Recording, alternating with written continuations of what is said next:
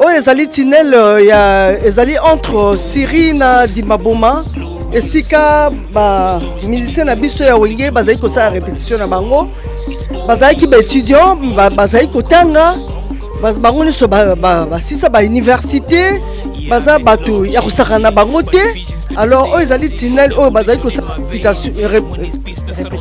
répétition na bango ntango nyonso tunnel yango oyo baparent mosusu banda oboya baparent mosusu banda oboya neti baparent ya JB banda olingaka amona ntango ya classe banda oboya na bango baparent mais lokola ezalaki ndenge nzambe abongisaki mpo na bango yango wana basalaki yango bakomaki bamusicien alors tozali bongo na toison d'or esika ya ndeko na biso oyo akenda sango Ranson Ndiama Makanda lelo toza bongo na commune ya Bandalungwa puis précisément na balabala Lubumbashi oyo eza en parallèle na esika bango bazalaki avenue Dimaboma donc banda do toujours sima wenge banda to toujours sima wenge amulolo yiki mama amulolo dansi mama amulolo yiki mama amulolo dansi mama donc le bébé là que bache beleza na to ya ka BCBG wenge mais faut non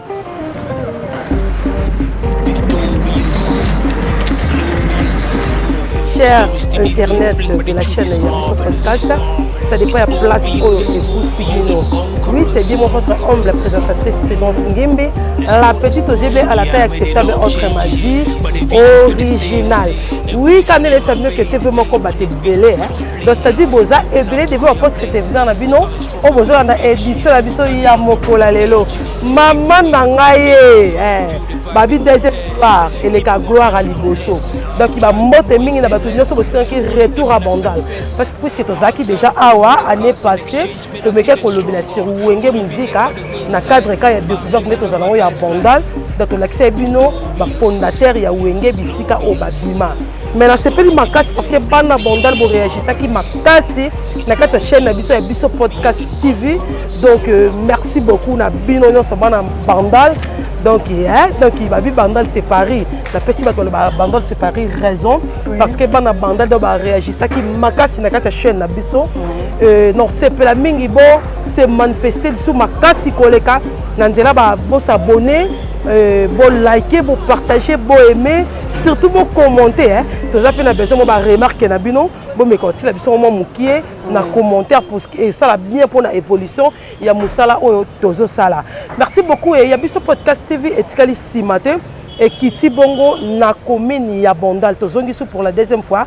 Ndeka bosira ki tozonga donc tozongi na minute place tozali to na prince wa benga Lubumbashi na kati ya Bandal mais précisément toi liboso ya toiseau d'or na penga mon côté na vraiment na concernant na linga mingi na lela ya trop de qui na bien malamu mais ngai non peut ça combonete na otikele moi temps pour que yemo peut à se présenter à l'obara bien donc dans le mingi tende ka te ba ke misu et mon amato et yo quand bino mo me découvrir déjà kala mingi te dans mikolo pe na ngana e ceinture na mokaba donc des fois tu es mais nous avons été coupé ça mbote belé et puis à boss na linga mingi le trio na musika kuna na saluer bino à passant donc restez branchés donc surtout n'oubliez pas de vous abonner massivement bon s'abonner puisque l'édition boy nil pareil kakana Yabiso podcast.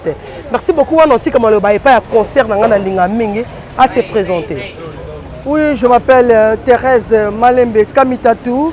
Nazali moko ya bana ifasik 10e promotion alors tozali bongo na toison d'or esika ya ndeko na biso oyo akenda sango Ranson Ndiama Makanda lelo toza bongo na commune ya Bandalungwa puis précisément na balabala Lubumbashi oyo eza en parallèle na esika bango bazalaki avenue Dimaboma.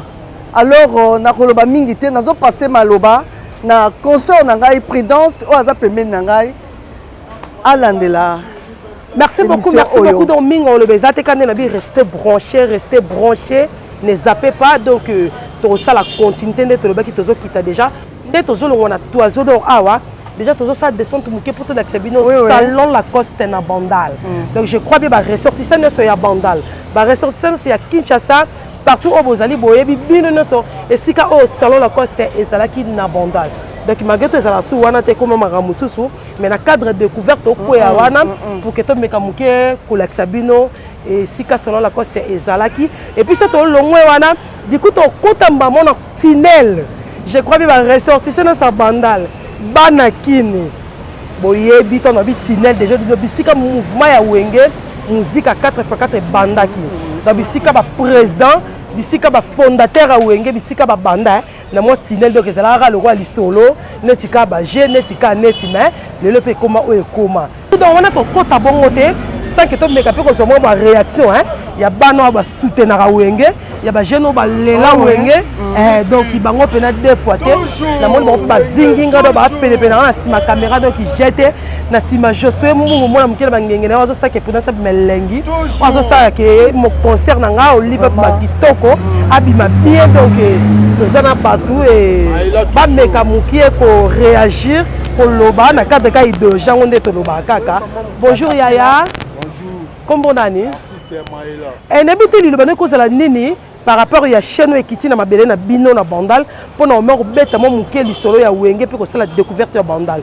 d'habite ni ngo ko na CP na initiative ya biso les alaga donc ba cadre ba partenaire toi wenge on va soutenir artistique ya boy les alaga toujours donc Bandal donc toujours si ma wenge Bandal doit toujours si ma wenge Amulolo yiki mama, amulolo dansi mama.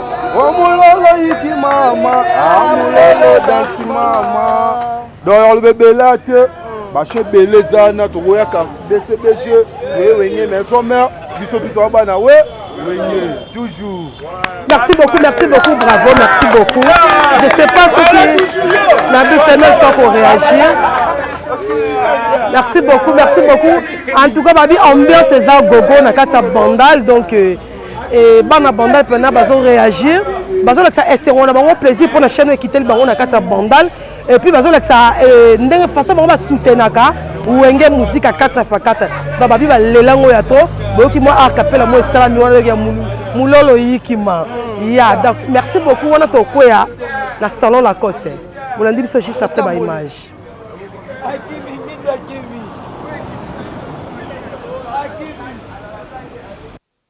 Ouais, donc les fois là, tu as commis bon na salon na biso salon Lacoste.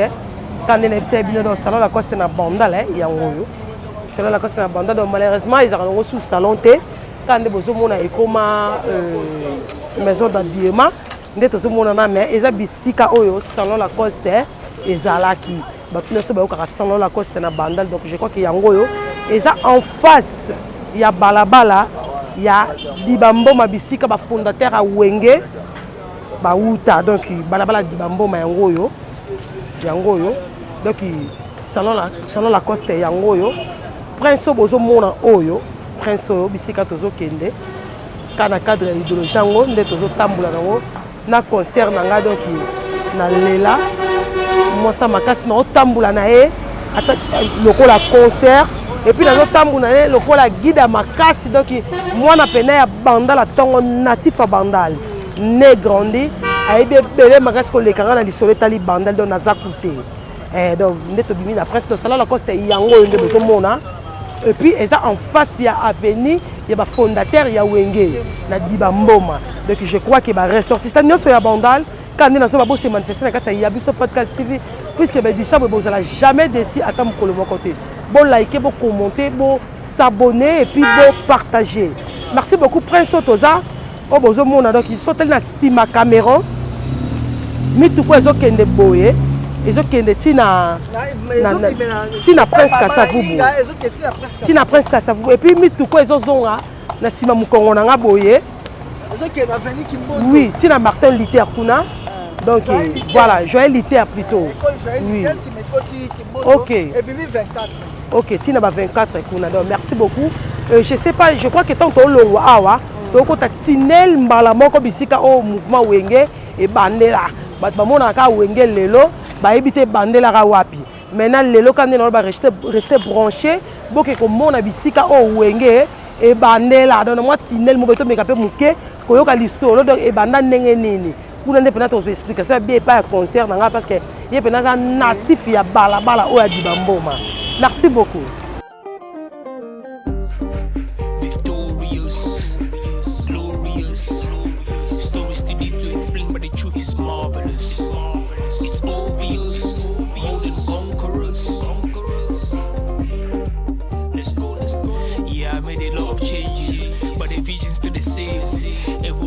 Donc je crois que tu as déjà na entrée à couloir bisika et mouvement ya wenge 4x4 et banda mais place au pena non c'est la pena donc na tika maloba et pas ya concert nanga on entendre en tant que guide à makasi alors bah bien je crois que moi flash kuna bino mo boyoki et yé pena a expliqué biso bien bon on a to kotina tinel moi mukie ba to lelo ba on ba wenge wenge ndezo kende la donc ba on ba yebite source wenge e bandi wapi o ba cause première d'origine to yé pena na source bisika penza wenge 4x4 et bandela donc je crois que donc comme maloba nanga pas concert nangai mais comme qui ko expliquer on ndenge zalaki. Merci.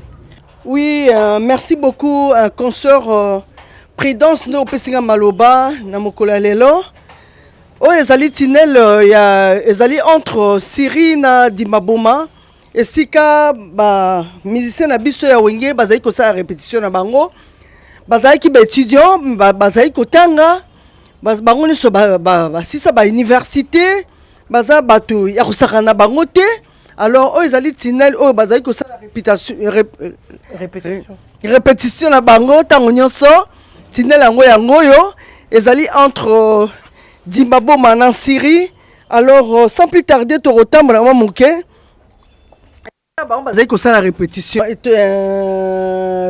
bana wenge musica ba maison mère bazali vraiment ba musicien solo puisque ba bandaki musala na bango na motema mobimba malgré bazaki ba étudiant mais sika bazali ko sala penza répétition yango to telemi yango yo bazali ko sala répétition na bango chaque après-midi et puis so ba uti bandai pe robeta bale lisusu balinga ki loisir mingi yango na to comme déjà na sika yango na passé maloba na consoeur Prudence pour à continuer. Merci beaucoup, découverte oyo concert pelito découvrir na eloko moko biso na bino na batu nyonso bazolanda biso partout dans le monde.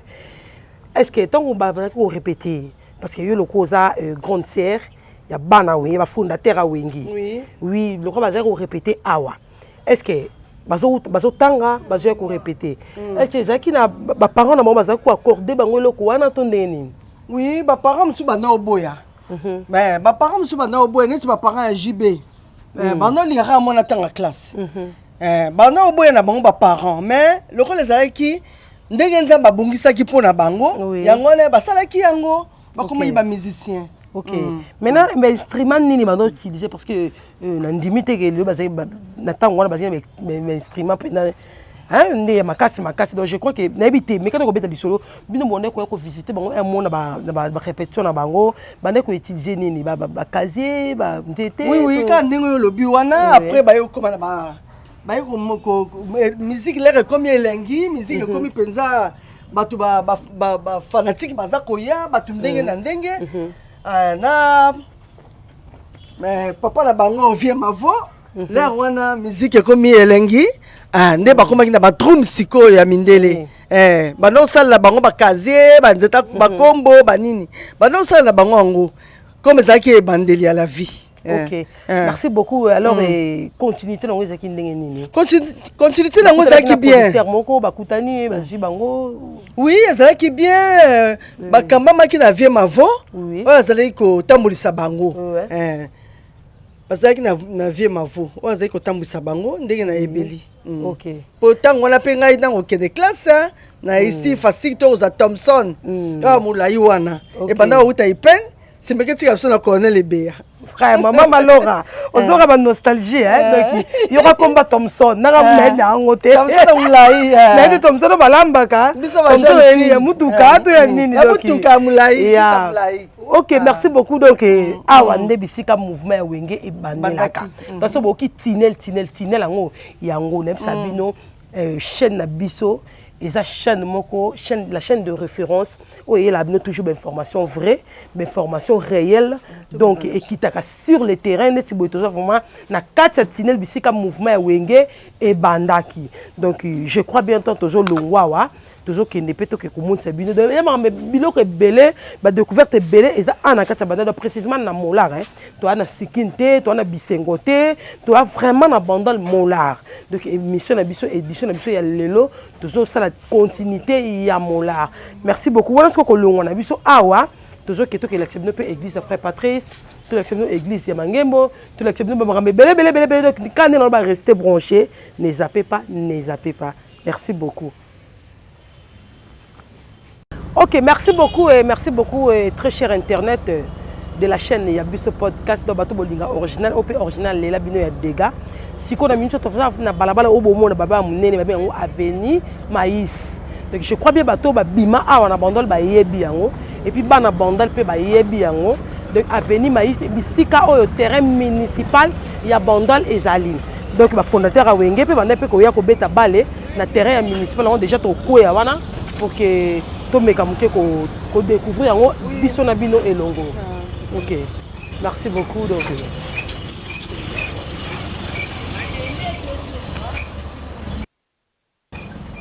Oui, bandeko babolingo, bandeko batata ba mama bilenge nazolakisa bino esika wenge muzika azali kobeta bale avant babanda musique na bango na après-midi babane ko beta bale awa tozali bongo na commune ya Bandalungwa nde toyebisaki bino na Bandalungwa Moulard terrain oyo ezali banda tozaki bana mikie ngai na botami na Bandalungwa na koli na Bandalungwa alors na côté ya stade na biso toza na commune ya Bandalungwa eza en parallèle na terrain municipal esika JB azali ko beta bale Weranson bango nyonso Didier Masela bazali ko beta bale awa yangana etikala historique pona bango ezali esika ya kusakana ngote eza esika oyo bakenda sango bazali koya ko sala masano na bango awa.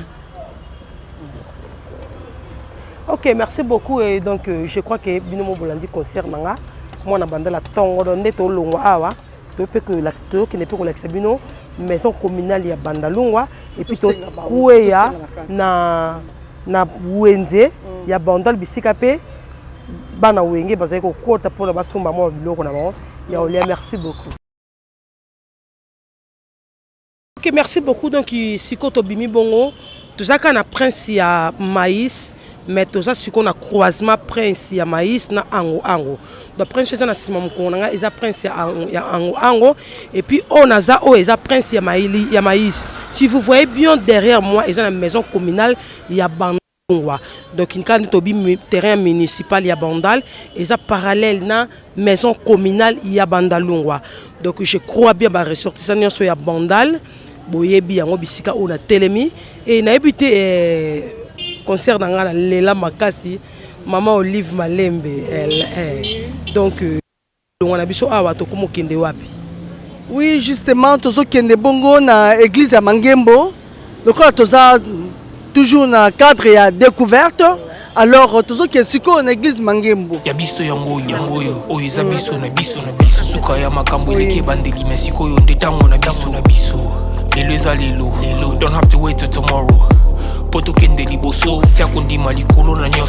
Merci beaucoup siko na minicho tozaka toujours na presse ango tozaka toujours na presse ango mais to yesiko na église ya Mangembo église ya Mangembo ango yo do bato so bayoka ka église ya Mangembo na Bandal église ya Mangembo yango epa pasteur na biso pasteur Mbakadi Espérance oui pasteur Mbakadi Espérance donc église ya Mangembo yango yo na selo papa na biso na musika bisika azali donc prince ango yango euti banda kuna na maison communale ya Bandalungwa et puis yango eye ekotiti boyenyo so traversé si ebimi na baluputa kuna bisika artiste na biso aimé Bwanga abandaki kozala avant à voyager. Donc na luputa ti liboso kuna. Oui, donc voilà. Et puis kolongwa na biso awa toujours l'acceptation penda ku ya frère Patrice du pasteur Patrice Ngoy Musoko que je les salue à passant. Donc inda kuneza non loin na église ya Mangembo. Je connais to kota papa na biso bozo mona oyo. Ata papa na biso o bana poto bolelaki, bana poto botuneki bobo original. Ce que zongi lisusu na bandane d'être au sengio. En tout cas, premièrement, parce que la biso mbote pas papa na cordonnier parce que expérience à non. 50 ans d'expérience. Donc à 50 ans d'expérience c'est musala na yo ya cordonnerie. Donc il y a penza yakuza mbiaka na makambo ngo. Donc kabako kwa suka mboka donc papa na biso yeyo. Donc numéro na ye, je crois il y a moko on peut sango vite. Bonjour papa. Bonjour. Boni papa. Moi madame Moké. Oui papa tozaki déjà ensemble nous avons battu biso to côté 2024 à joie gloire. To lisusu na cadre ka découverte ndenge bana poto basenga biso to zonga lisusu bana poto babina memelo premièrement mbote et puis basa na posa na ya numéro na yo vite je sais pas maintenant ça na posa na on peut ça sous combo pour la deuxième fois nga na ebio mais bango pe ba découvrir yo quand même et puis attends une minute pour na musala na oyo na numéro de téléphone pour na musala nga oyo na bana ngo depuis 1973. Ouais. Ti moi ya lelo nazali kaka awa. Na buti bana. Donc 51 ans déjà. 51. Oui. Na buti bana na bali moi kaka na musala nanga oyo. Na tangi sipe bana nanga basiri tape ba classe pe alors ngape nazana nga bana bazolinga ndena tikanga tete. Na kuti ko fanda ndenge wana te di moi ke na kende kaka na wala do solo na banyinga nanga wana. Ko zala moi bien mais soki na me fandi na ndako bien kaka te. Alors yango na yaka kaka kombo nanga izali Mbesi Sylvain. Ok, papa Mbesi Sylvain. Mbesi Sylvain. Ok. Mais papa Mbesi, na musala na ngo depuis no bandi. Bando bandai ko sala ngo na 73 pardon. Et puis ti siko to comme na 2024, déjà 51 ans. Est-ce que façon bandai ko sala ngo na ba année wana. Ti lelo musala ngo ezaka ndenge moko to ndenge. Eza ndenge moko te change. Ouais. Les bossons nazalaki ko fabriquer ba mapapa na ba sandal. Nazalaki ko sala musala oya bebamba te. Nazalaki na mwana moko boyo nazalaki ko sala musala oya bebamba mais lokola ba biloko tozalaki ko somba ko sala musala wana bata lokola kanga ezalaka lisusu te alors comment chiko kaka soki oyo ofandika ka boyo motayi mapapa lord opamblier ya kutunga utingilie ya kutile ba semaine utile ba semaine. Donc mais ba biloko wana mususu wana lokola ezate moya ko fabriquer lisusu ezalaka te. OK, merci beaucoup papa koyo ka déjà c'est que moi ba difficulté ezali osokuta mana ngona musala oyo. Maintenant na ebité bosenga na vraiment na batune so bazaki baki na posa na zongelo lisusu ba yo ko su malamu nini yango oyo peut-être ozo senga ma osunga manango surtout bano yo baza na venyo oyo bula mingi bakei belé na bisu na ngai mingi nakuta bango pe bazalaki bana miketi batangi pe ba classe pe sibishi ba mususu bakenda est-ce que ba kombo koyeba oui na yebi ko net ba mobeti bazali ba nanyo yo moko aza kuna sa kufa baza ebele donc maya boyeba pe surtout ko ba Crispin tout bazali na yebi bango bien bango pe ba yebi ngai ba Christine oyo azalaki na veni sample awa yekuta sunga nga mingi soki nazali na likambo soki yo yango vraiment mwana mwasi wana asunga nga trop donc na pesi mbote mingi donc je azali ayeba ayoka ngo te ngai papa Mbesi Sylvain cordonnier ya se ya njete ya Mangembo ti moya lelo nazali kaka awa boye donc na lelo ga yepe mingi ale na tindire bombote ebele isika azali. OK.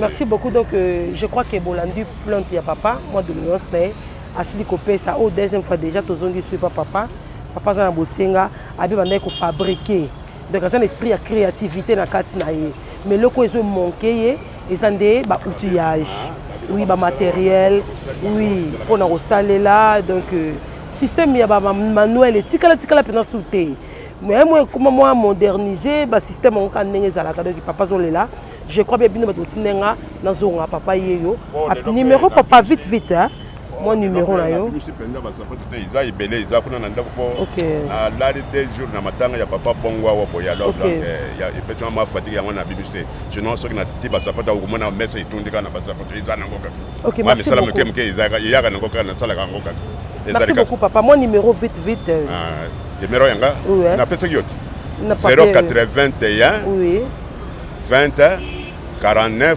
987 081 20 49 987. Numéro nangande yango wana. Ok, merci beaucoup en tout cas. Bâtonnier sur vos banda mboka. Bobo santé papa c'est juste un numéro. Mais bino bobo santé ya Willy Mouchini donc code mboka.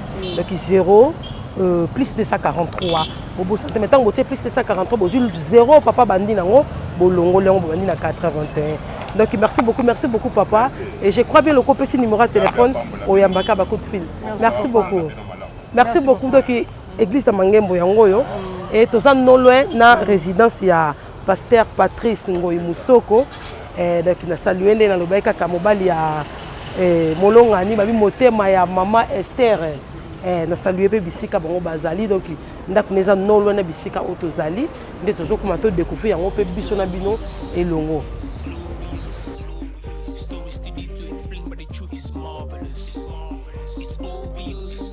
Toujours dans le cadre de découverte na biso, toujours continuer kaka mobembo na biso, toujours kende bongo na résidence ya frère Patrice, oyo azali molobe ya Nzambe, tata Nzambe, oyo azo sambela po na biso tozwa esengo pe kimia awa na se. Awa nde ezali résidence na ye, yango wana nasepelaki vraiment tokoma kati na esika oyo. Ok, merci beaucoup. Donc, dans le cadre de la découverte, on a vraiment na résidence ya pasteur Patrice Ngoyi Musoko. Donc, résidence ne yango nde bomo na simananga. Mais tozaka de passage tozo leka to kepe ko mona wenze oyo ba musicien ba fondateur a wenge ba ndaki kokota. Merci beaucoup. Ouais, merci beaucoup très cher internet. Donc, quand on a idéologie tozana ngoya découverte na biso. Il y a Bandal, précisément na Molar. Donc, nous continuer toujours. Je connais que tu as l'accepté il y a Bandal. Ici, il y a des côté 4x4. Ici, il y a Bandal, il y a des princes il y a prince, il y a Syrie. Donc, tu as sur l'avenue Syrie. Et puis, de l'autre côté, il y a une porte grise. Il y a mon V4, mon V que j'aime. Et le canto kuluta balé qui rédit à Messi azal moko ya ba musicien congolais chanteur musicien à ma opena batila donc on a besoin voilà déjà donc le pango besoin au porte grise donc ça le pango ya mon sotolinga mengo ya bailo canto kuluta balé qui donc il vient rédit à Messi. Un grand chanteur, donc chanteur à Makassi, chanteur à solo. Aza l'un des musiciens congolais, donc sa fierté à Mboka. Porte grise, on a des lupangonaye. Toujours na Bandal, Molar, na Prince. Na Wente, il y a Bandal. Merci beaucoup. Micro n'a pas d'élection, pas un concert nangai. Pour ça, moi commenteur. Oui, concert, merci beaucoup na ndengo pesinga maloba. Tozali bongo na avenue Suri, ezali vraiment na kati ya commune ya Bandalungwa, eza prolongement ya okoma na marché ya Moulard, Bandal Moulard. Alors touti bongo kozala koleka na ndako ya Bailo Kanto azali grand monument pe nyoso boyebi touti kuna siko tozokende bongo ko s'approcher vers marché ya Bandalungwa yango na pesi micro na consort nangai a continuer reportage oyo. Merci beaucoup donc mingo le bezete kande non loba monsieur mona matoi eyoka donc tout ça déjà de son na wenze ya moula. Merci beaucoup. Victorious, glorious stories to need to explain but the truth is marvelous. Oui bandeko na biso toujours na cadre ya découverte na biso ya lelo. Nous continuons toujours parcours na biso pour te découvrir et sika ba musicien bazalaki et sika ba somi belé puisque commune Bandalungwa ezali bongo commune moko ezali pilote ezali commune ya kosakana ngote et puis nous pour remercier sous bourgmestre la biso ndofula pour na musala kitoko ezali kosala la biso alors tozo l'accès sika kani ba musicien bazalaki ko ya kosala ba chana bango ba musicien wenge bazali kosala bachana bango na commune ya Bandalungwa na kasi bino mo bomoni na commune ya Bandalungwa ezalaki vraiment eza commune ya kosakana nango te. Bamise bazali kolamba makoso, bamise baolamba basoso na bango, bamise baolamba biloko ya kitoko. Bon, baoso bango na commune ya Bandalungwa. So to moni bien mama pe yo wana na mbisa mai, balinga mbisa mai mingi. Na moni mama yo wana na mbisa mai. Tozo continuer kaka. Tozo kende kaka. Sans plus tarder, nazo passer micro na ngai na concert na ngai po tozali ensemble. Biso wana tozo koba na commune na marché ya Bandalungwa esika kani.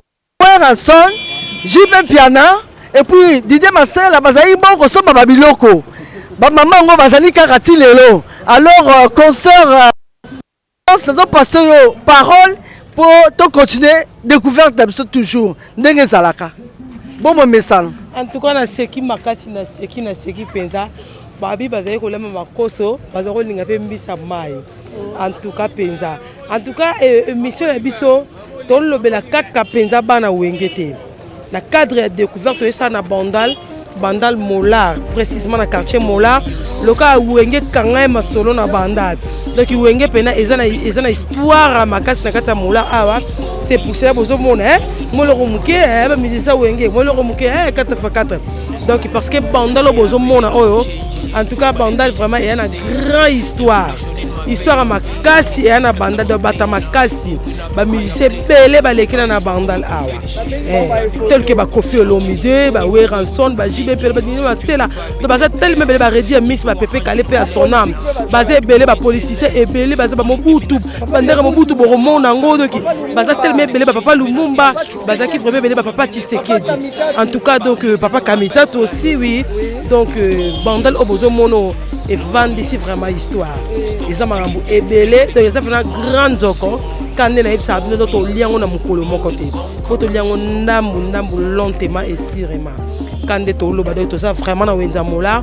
Des concerts à lobby que musicien balingé mbisa mai mo makoso ba jeune quand on est zalaka donc les qui noiserie interpé ba mo ba simbi ki tonga ba yepe ba mère ngo ba za est-ce na ebité concert ba mère ngo est-ce que to yeba bango susu to remonde mo to reconnaître bango ba maman bazali ba maman ya wenge muzika ba maman ba musicien nyoso ba maman ya ba politicien bazali awa ba maman na ba kufa te ba maman na ba témoigner pour bana na bango nde lelo basali kombo bazali ko tombola République démocratique du Congo. Alors sans plus tarder nazo passer maman Georgine azali awa maman ya ba musicien nyoso Bolobini ni biso yo ba maman. Bonjour maman. Bonjour. Maman Georgine. Maman Georgine en tout cas to sepeli penal lelo micro na biso e ko visiter bino na Wenza Molar na cadre de découverte toza nango ya Bandal. Alors ba biso bana wenge 4x4 ba fondateur bazaki beaucoup plus ko kota na Wenze oyo pona ko somba ba biloko na ebité banda tawana ti lelo ba maman bazaka na ebité ne ti témoignage ne ko sala pona yango pona ngai mona sama mama ya Bandal na botami na Bandal na kol na Bandal na moni ba koko na Bandal na Lubaki wenge lero zo banda biso to mona bango bana mikie ba bango nyoso ba wera ba jibem piana bango nyoso ba nani ba secondaire ba Didier Marcel bango nyoso biso to salaka na bango bazaka ko soma biloko awa lupango na bango sa kuna na dima boma to yebi bango beti lelo to saka pe na posa na bango ti lelo to na posa na bango pi ba nzembo na bango to seplango ti lelo to bina kango so ba che dance to kata ka dance nga liboma po basa bana na biso mo ya kacha mabele ora Bandal c'est Paris yango ndebo kaka eti moi danse ni na o za so ba tie yo kata ni penza danse 3000 pesana. Vous comprenez que maman zoteka na ye donc na meka pe ko aider maman zoteka na habité maman asala moi ta moi kapela moko ou cette mo forme moi ya danse ça question ba tie ya wenge donc ya kati luketo zela na kala ibwingi ya kala ibwingi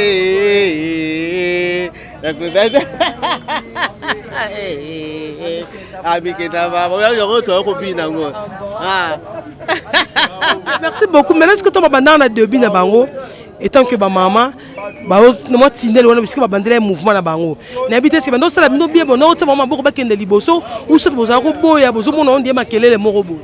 en tout cas pour la biso que beaucoup dans nos classes vous en avez mikié vous autres sont makelé la ténèbre beta bambunda boyandere ni na sima no to ko mona ke ba no ba so ke moi bien total bien awa eloko malamu ezali bon continuer allez biso to komi ko ba ngembo na bango so bango ba ndiko so biso to zo mata to tal so ba mama to kengela bango des aki bien jusqu'à présent to monique OK ça si ko lelo nde ba koma bongo na ebité nde baza na conseil ne ko pesa bango etant que maman na musika kaka atake nga maman ngai kuta ligai ke bazonga nde bazalaka mais loko ba lobi ke mwana soka koli ye pa kenda ka salu mais pona ngai na linga ke mukolo mususu ba sangana ba beta banzebo na biso akala biso beto yoka bango soki ne ba ko sala ngo pona ngai yango wana. OK, merci beaucoup. On est conseil à maman, je sais pas est-ce que maman a biso pe moi commentaire maman lobi azaki na été na temps wana donc vraiment donc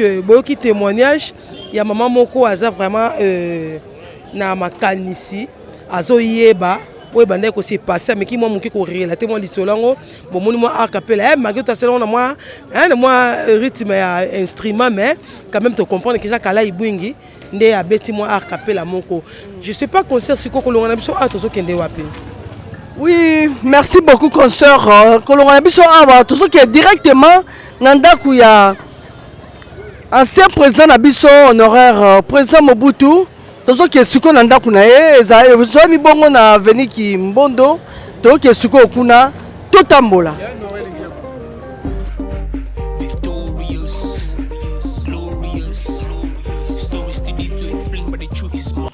Oui, bandero, toza toujours na cadre ya découverte na biso. Wana to uti bongo na commune, to longo commune to commune na Wenze ya Mula. Alors siko toza na veni batete là.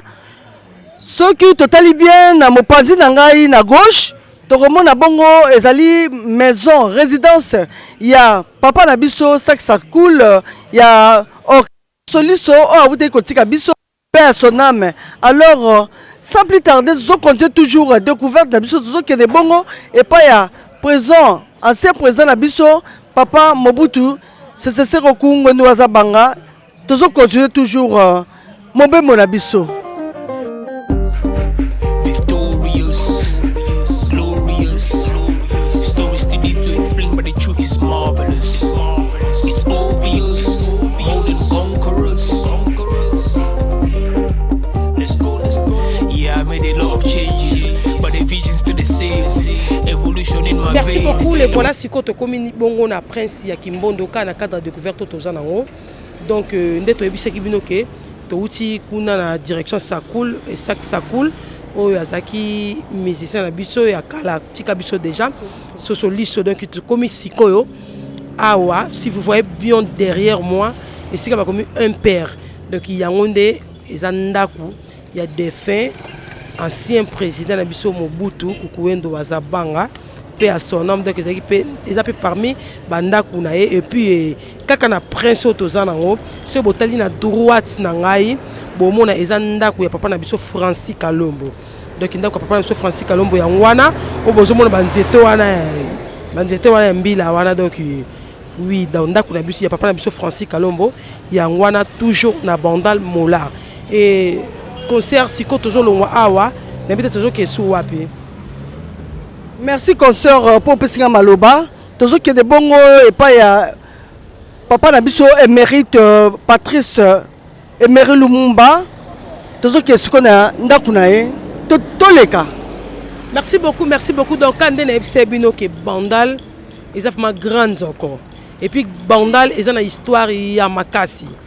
Bandal et bimisi bateau ebele et bimisi bateau basa élevé bateau basa ba célèbre donc mingi babimina bandal donc mingi o lobezate miso mona matoi et yoka donc ndeto longwa to qu'est-ce qu'on anda kuya de fin Patrice Emery Lumumba o azaki premier ministre il y a République démocratique du Congo.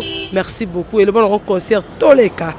Yabiso yangoyo oyo biso na biso suka ya makambo eleke bandeli mesiko yo ndetango na biso lelo ezalelo don't have to wait till tomorrow poto kende liboso. Cher Internet tozali kaka na kati ya voyage na biso lelo ya découverte tozali bongo na veni Inga pembeni bongo ya ndako ya papa na biso le patriarche émérite Patrice Lumumba oyo azalaki bongo kumu ya ekolo oyo ayebi secret ya ekolo oyo.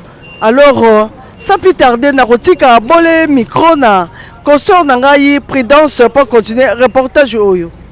Merci beaucoup. Donc, tout ça vraiment sur l'avenue Inga, toujours na Molar, na Bandal. Donc, quand toujours le bateau découvrir Bisonabino et Longo, siko ndaku ya émérite Patrice Lumumba qui premier ministre de la République démocratique du Congo. Donc, ndaku na ya wana bozomona immeuble wana na gauche na ngai. Donc, ils ont ndaku oyi abandaki kofanda teme atonga qui ateki quand même ba locataire yemope abandaki koya. Donc voilà na cadre ya découverte na biso de tout ce plutôt ya plutôt monde sabino donc bandal ndé na zoloba et bimisi penza batu ba célèbre ebele ba bimi ana bandal. Je sais pas donc kolonga na biso awato kende wapi. Oui, merci beaucoup na kopesanga maloba tozo kende bongo na Joëlité pe esika nini école ya bana mingi ya bandalunga batangi kuna yango tozo kende sikoyo kuna kotala lolenge nini bana ba classe lolenge nini école wana ezali kotambola toleka. Victorious, glorious, stories too deep to explain, but the truth is marvelous. It's obvious, more than conquerors. Oui, tokomi bongo na école Joëlité oyo ezali toujours na commune ya Bandalungwa. École Joëlité ebimisi bana ebele na kati ya commune ya Bandalungwa. Mingi tokomona ete bakonzi mingi oyo baza kokamba lelo République démocratique du Congo mingi batangaki na Joëlité. Alors bomo mesano na kopesa maloba na consort na ngai Prudence pour continuer reportage oyo. Merci beaucoup Consuelo. Donc, dans le cadre de la découverte de Tozanango, nous avons découvert que l'école de Joël Luton, où est ici Batebele et Bimisi Batu Ebele, dans la commune de Bandalunga, puisqu'ils appellent la Batu Bima, Bandao Taliban, la commune de Bandalunga, mais Bandao Tanga, l'école où Joël Luton. Donc, ça parmi l'école de Minen où Yebani, dans la commune de Bandalunga. Merci beaucoup en tout cas, toujours chité déjà. Tu as vraiment na souka ya émission na biso quand on a vu que Bandal commune ya Bandalunga ils ont vraiment grande encore pour nous lier on a mon colomo ils a passé donc c'est ngili peut-être lier on ndambu puisque ils ont un quartier ebelé talakaka binomoko to yaki déjà to salaki première édition na biso kaka na molar to na deuxième édition na biso to za toujours kaka na molar donc to kekuna na ba sekinte to simbino ba bisengote ba quartier za ba 7 quartiers na kati ya commune ya Bandalungwa mais jusqu'à maintenant to suki kaka na awa.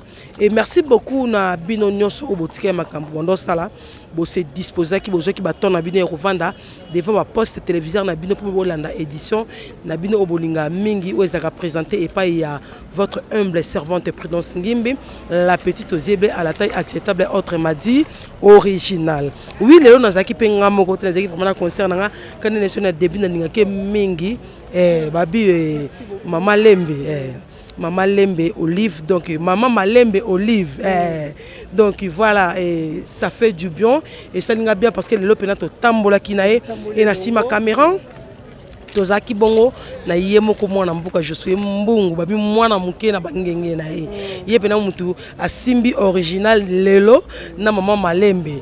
Donc des fois tu as sali ki babito bimaki toko na bilili kande bozomona na pesi ba merci à trop donc aoume na ngwende na ye et merci mingi na boss na linga mingi le trio en tout cas mais parce que vous pesquez sur opportunité à koleka pona koloba na commune ya Bandal en tout cas et na pesi ba mbote belé na famille Ngimbi en tout cas mais na pesi na souhaiter ba bonne guérison et pas ya bande konanga obazo bela louange matondo lusongisa ba obika na kombo na yesu et puis ma sœur qui j'aime bien ma Ngimbi ma bonne guérison donc voilà et puis na pesi mbote na ngai pa bana Congo nyonso bana Congo de aussi la nyonso o ya fondé Zazem Kimbango en tout cas na linga bino mengi et sans oublier à mon papa chéri que j'aime bien mais c'est juste que dit tout comme cuisa depuis Belgique donc il y a eu en Wana je sais pas ce qui est dans mon bateau moko dédicacé et puis copier ça bambote.